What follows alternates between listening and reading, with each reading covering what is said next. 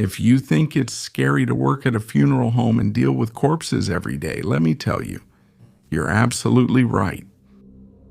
I want to share something I experienced while working at one. I was in charge of handling body removals, picking up bodies from homes, hospitals, or wherever needed and taking them for preparation. With time, you get used to many things, to loneliness, to long and cold silences, to driving at dawn with a body behind you. I had to pick up the body of a man who died of natural causes. The family was calm, all things considered. They signed. We wrapped him up. I put him on the stretcher and started the trip back to the funeral home. It was around 2 a.m. Driving at that hour is unpleasant because everything is too quiet. Only the engine and night sounds, nothing more. I clearly remember approaching a traffic light.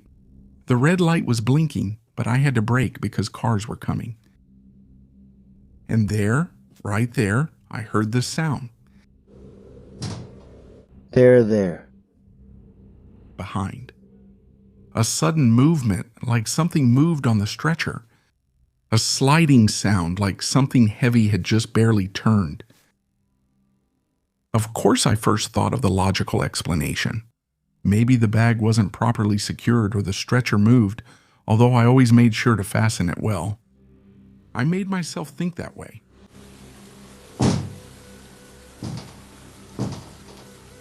But then I heard another noise, soft but very clear, as if something inside the bag had shifted. That's when I got out. I carefully opened the back door, shining my phone's flashlight. The black bag looked different, tight at chest level, as if the corpse had moved its arms, as if it had changed position.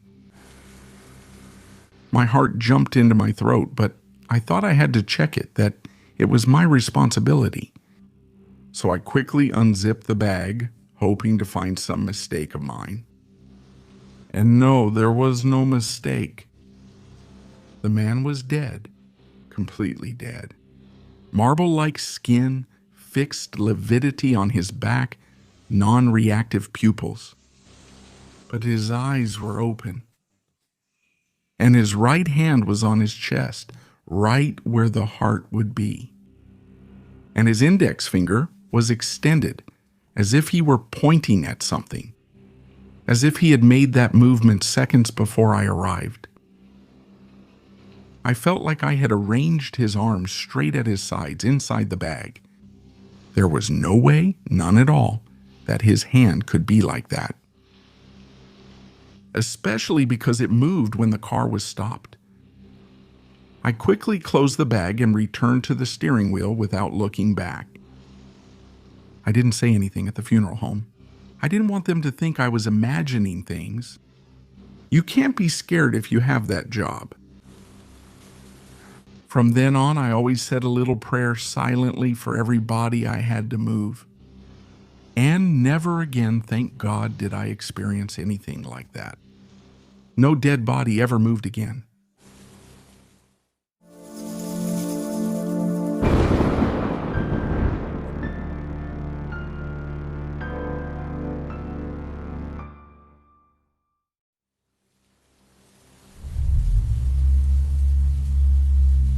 Good evening, community. Thank you for joining us once again for another episode of Relatos de la Noche. Tonight you can expect stories of encounters with the paranormal and also with sex, with cults, which is something completely real even though some people might think otherwise. I ask you to listen very carefully and to pay attention to any nearby sounds, to sounds that seem out of place. Ready? Let's begin. You are now listening to Relatos de la Noche.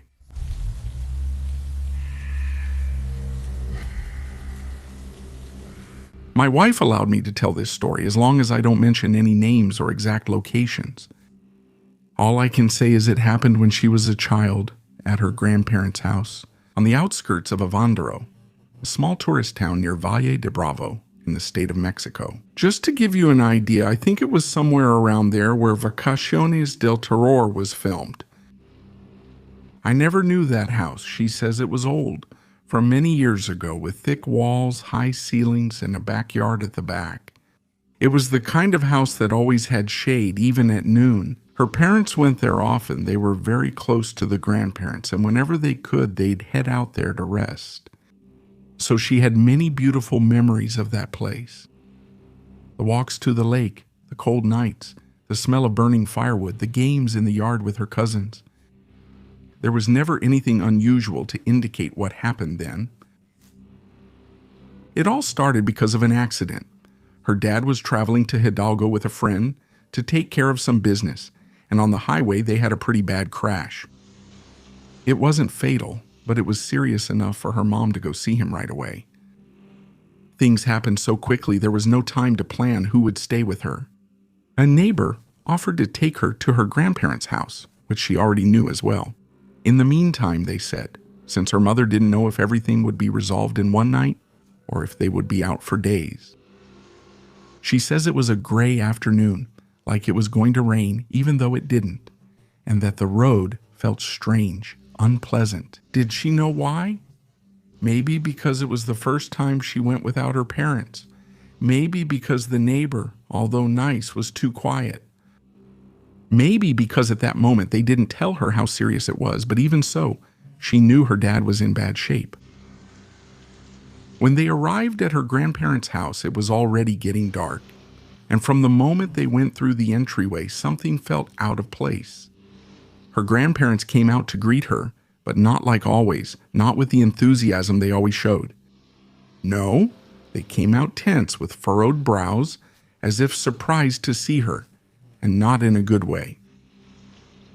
The neighbor explained to them about the accident and that her mom had to leave right away, but they didn't even ask about her dad. Not about the friend either, or if they were. Okay, the only thing they said was, "You shouldn't have brought her like that. Let us know beforehand." My wife, who was just a little girl, didn't understand anything. She thought they were scolding her, that maybe it was her fault. But she didn't understand how her dad's crash could be her fault. However, that's how she felt, as if they were upset with her. The neighbor left quickly, and her grandparents told her it was bad, that she should rest, that she had had a very busy day, but my wife clearly remembers that it wasn't a loving tone. It was as if they wanted to get her out of the way, as if she was in their way. They sent her to bed early, very early. They barely gave her something for dinner, and by 8 she was already in the room where she always slept with her parents. But that night, she would be there alone. Her grandmother brought her some tea to help her relax. It tasted very bitter. She never drank tea to help her sleep, but she didn't want to question it. She drank a little and fell into a deep sleep. A heavy, strange sleep, as if she had been disconnected from the world. The cow was there. She doesn't know how much time passed before something woke her.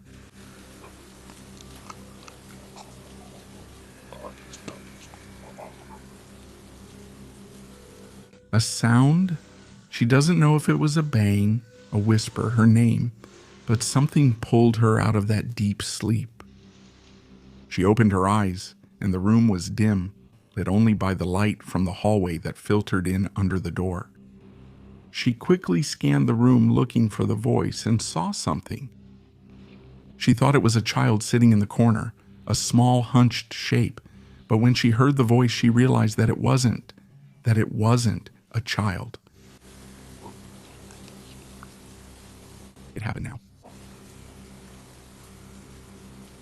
The voice was strange, as if it was trying to imitate a human voice but couldn't quite manage it. She sat up quickly and the figure stood up too, and then she saw it clearly. Not at all like a child. It was tall, very tall. A naked figure that had a body, hand, shoulders, arms, torso, but the head was that of a goat, of a big goat, with short hair, eyes very wide open, and it was breathing. The breathing was what scared him the most.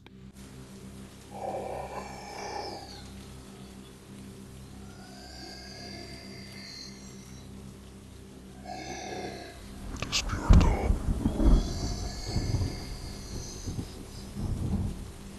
The figure raised a hand as if towards her and said to her, "Wake up." And somehow right then she opened her eyes again, as if she had woken up once more, and she's lying in bed again. Only this time the bedroom door was ajar, and she remembers perfectly that her grandparents had closed it from the outside. Someone had opened it, and just when she turned toward the door, she saw something coming out of the room. Something tall, nothing like her grandparents, who were very short, and it moved in a disturbing way, slowly as if floating or crawling. She didn't see the face, but she was sure it was the same figure she had just seen in her dream. Only now, she was completely convinced that what she saw was real, and she heard that thing move toward the yard. Without knowing why, she approached the window. She didn't want to look, but at the same time she felt the need to peek out, and what she saw took her breath away. There were several people in the yard. She couldn't see exactly how many, but there were at least 6 or 7 standing in a circle. They were wearing red capes, a shade of red that stood out even in the darkness. And even though they wore those capes, it was clear that their legs and parts of their torsos were bare. A few candles barely lit the yard, but enough for her to see the shadows, the bodies, the steam from their breath in the cold. She couldn't hear well, but there was a sound like a chant, vague, irregular. They weren't words, or at least not words she knew.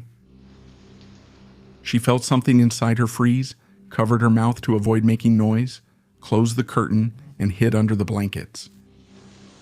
She isn't sure how, but she fell asleep again. The next day, her grandparents behaved like nothing happened as usual.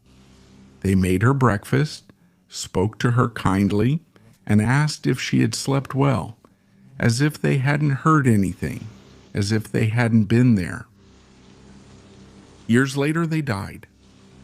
No strange rumors ever circulated about them. Nothing was ever mentioned about strange groups, rituals, cults, anything like that. The only curious thing was that the house was left to someone. They left it to a couple of neighbors, not to the family. It was a topic for several months, but then they let it go. They respected his decision. My wife never went back to Avándaro. She doesn't want to. She won't even go near the place by accident. And she never told her mom or dad what she saw. But there's something else, the reason why she told me this whole story. Sometimes she still dreams that she's in that room. In that house, looking out the window, and the figures from that cult are there, as if waiting for her to come out and join them, waiting for her to wake up.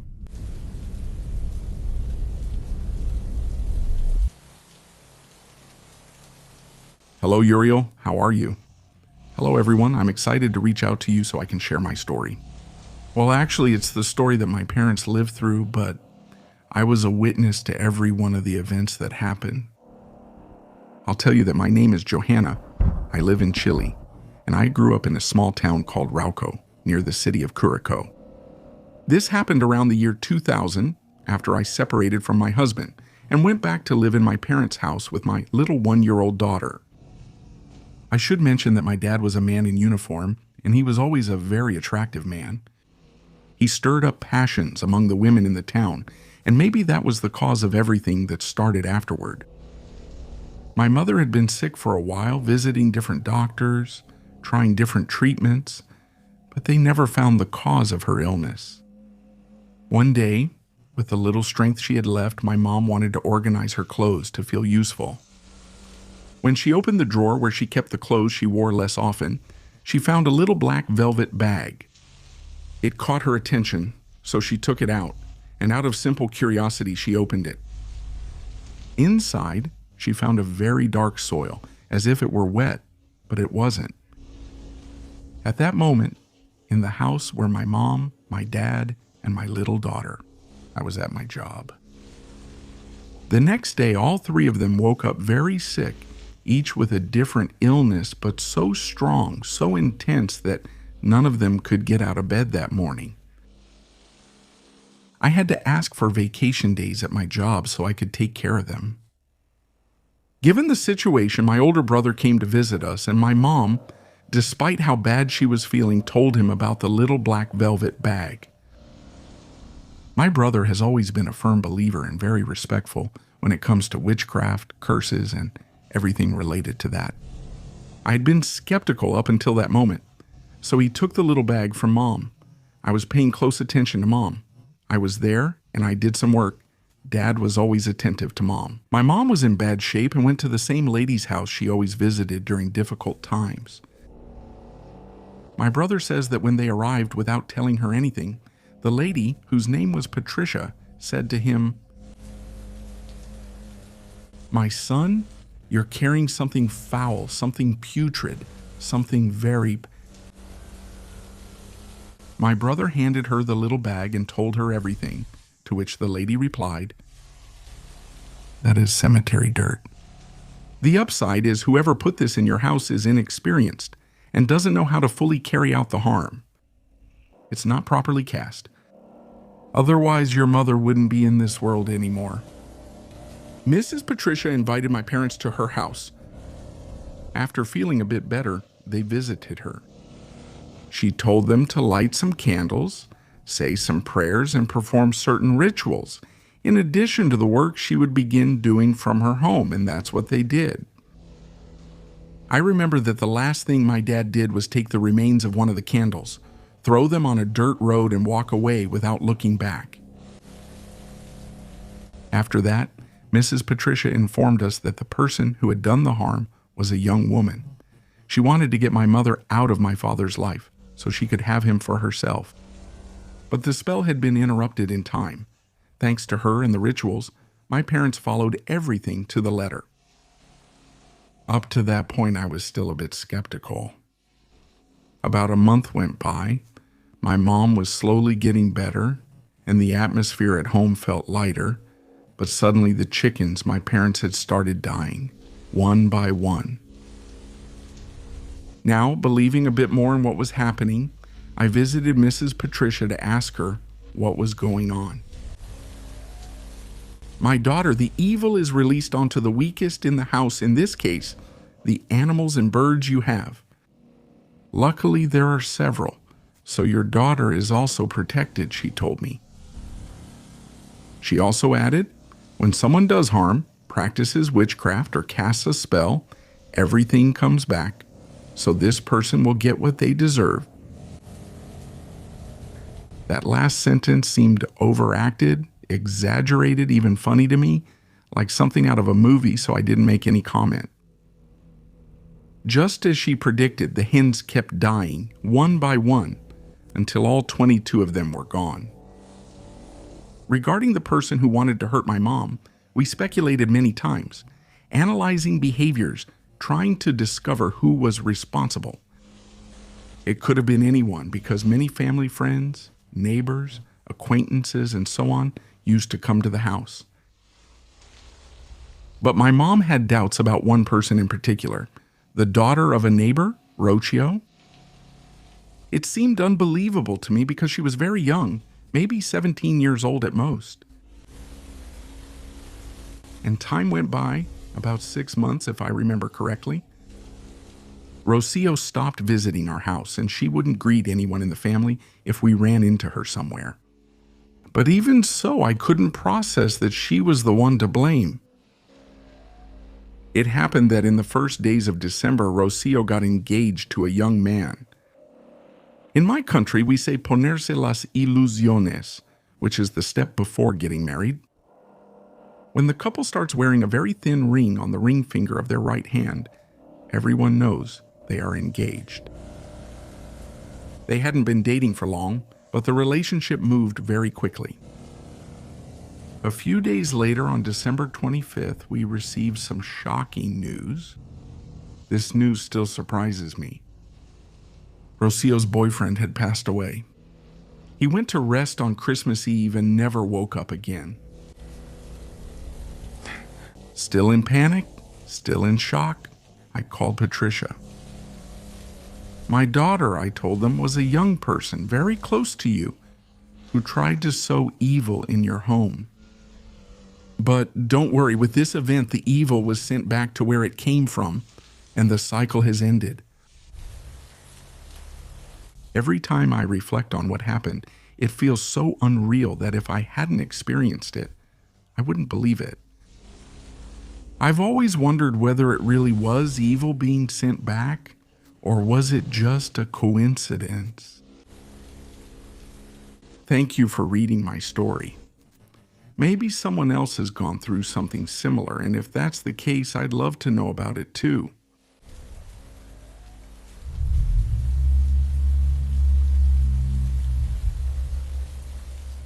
Thank you for sticking around, everyone. And before we continue with the next story, remember to check that you're subscribed to this channel. Sometimes the internet plays tricks on us, and there are people who swear they suddenly realize they're no longer following channels they like, including Relatos de la Noche. So take a quick look and turn on notifications so you'll always get one as soon as a new episode comes out. And if you haven't subscribed yet, well, this is the moment. This is the sign that you need to do it. You can also follow us on the official social networks, on Instagram and TikTok. Our handle is RDLNOfficial. That's the handle, and the title will always be Relatos de la Noche. Because there are some fake accounts, well, there are a lot of fake accounts, and some try to trick people by pretending to be us. Relatos la Noche Official, Relatos de la Noche 1, and we've seen that some use the name RDLN Official, but that's not the handle. So, just so you pay attention, the official accounts will always be the only ones we share with you here. Also, on YouTube, there are more and more pirate channels. More channels uploading our stories, your stories, and they just changed the name of the episode. I don't have any other channel. We don't have secondary channels where we upload the same content as here, and I'm clarifying this because it sounds illogical, but a lot of people wonder if the pirate accounts are also ours. And, well, they're not ours. If you have any questions, remember that all the links are in the description, so you can find the official social media accounts without any problem, and also so you can buy the book if it's still available in your country. And now, let's continue, because if we're talking about the tricks the internet plays on us, the next story is very, very fitting. Hello, Uriel. My name is Violeta Sanchez, and I already posted this story in the Relatos de la Noche Facebook group. I even left the video that proves what I'm about to tell you in the comments. I'd love to hear you narrate my experience on the podcast. On October 31st, 2022, I went to a Halloween party at the apartment of two friends who were roommates at the time.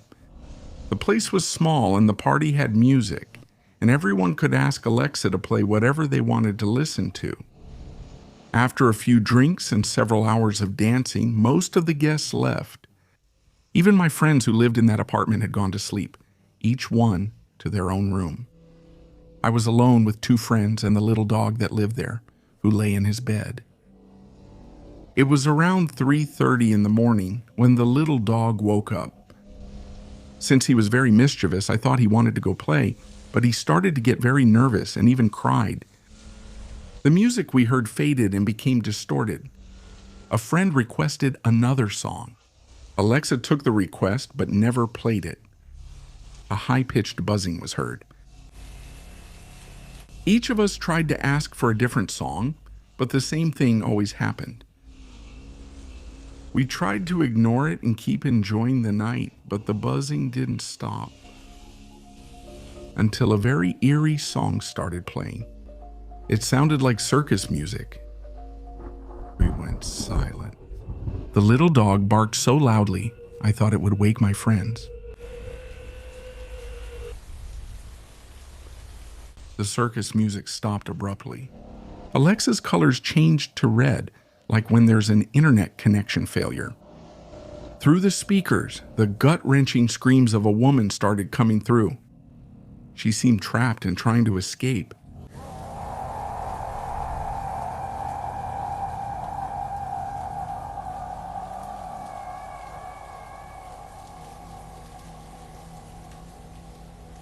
Besides those horrible screams, we could also hear voices from different people.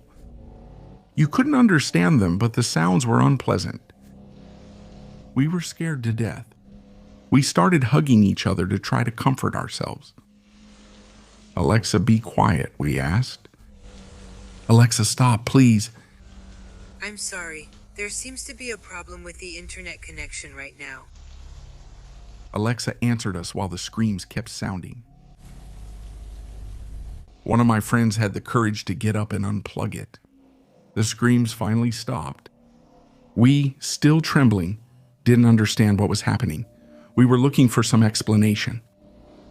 Of course, we even thought that the owners of the apartment had pulled a really tasteless prank on us.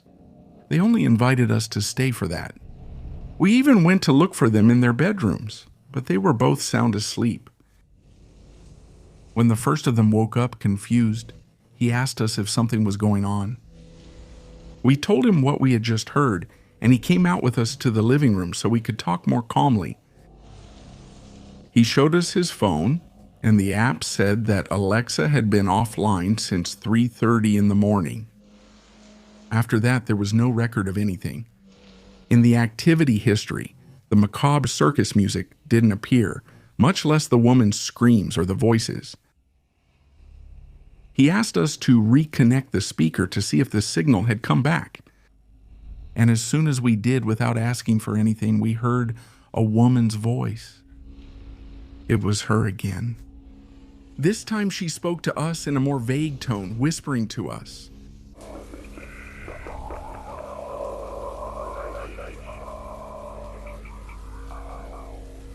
We disconnected her again immediately. "Did you hear that?" We told her. "Do you believe us now?" That's when she told us that they'd been hearing things in the apartment for several days during the early mornings. They heard furniture being moved or dishes being thrown in the kitchen. Every night the little dog would start barking at nothing. That's why they installed a small security camera in the living room. He asked if we wanted to see a recording of what just happened to us. We, scared, told him that we'd rather watch it in the morning. We went to sleep in his room, and the next day they pulled up the security footage. Everything was indeed recorded. The circus music, the woman's screams, the laughter with which she had mocked us. To this day, we still haven't found an explanation for what happened that night. Much less do we understand why her little dog, so cheerful and so mischievous, had started to cry, or why he had been so uncomfortable even before the screams of that woman were heard. I did some research on my own and found out that in that neighborhood in Mexico City, several buildings collapsed during the 1985 earthquake. A lot of people were left dead under the rubble. Many of their relatives still haven't found the bodies of their missing loved ones. All of this has given us a lot to think about. However, I no longer try to find an explanation for what happened. It just happened. Whatever tried to scare us is still wandering around this neighborhood, and I truly hope it finds the peace it needs very soon. So far, my friends haven't reconnected their Alexa. Thank you very much, everyone, for listening to me. I wish you all a very good night. Goodbye.